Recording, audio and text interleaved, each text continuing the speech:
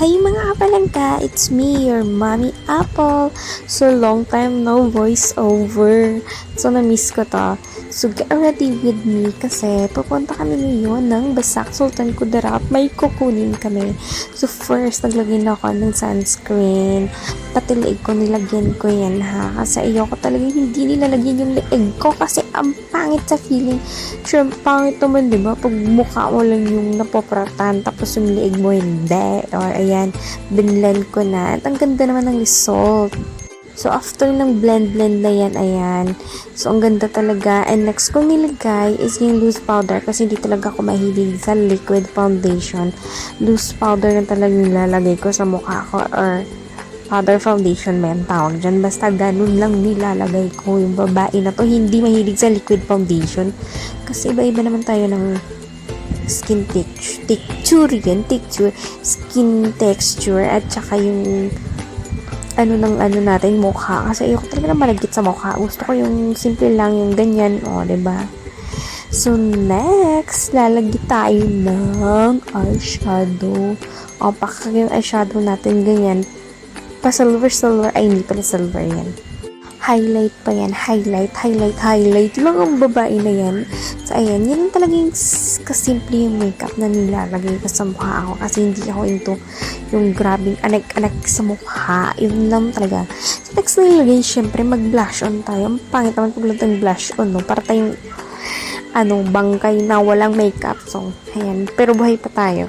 So ayan, no, nilagyan ko lang ulit ng highlighter yung nilagyan ko ng blush on para syempre naman maganda din tayo tingnan kahit hindi naman ganun kaganda yung makeup natin. So sa lips na tayo, nilagyan ko lang ng chopstick yan kasi naman crack na yung kulang sa halik. Ay, char!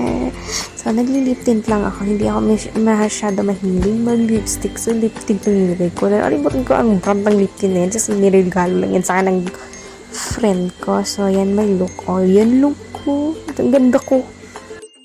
So, of course, kasi tapos na din tayo mag-makeup. Ayan, magsuklay na tayo ng buhok natin kasi ang basa pa ng buhok natin. Ayan. Daming nakukuha ang buhok, ha? Stress yan, girl. So, ayan, nilagay ko pa yan ng Beatrice yung buhok ko. Hairspray. Para naman hindi naman amoy. Sabon pang labay yung nilagay natin sa ulo natin. So, ayan, no? Para mabago, syempre. At saka, ginamit kong perfume yung Aspire na purple. And that's my outfit.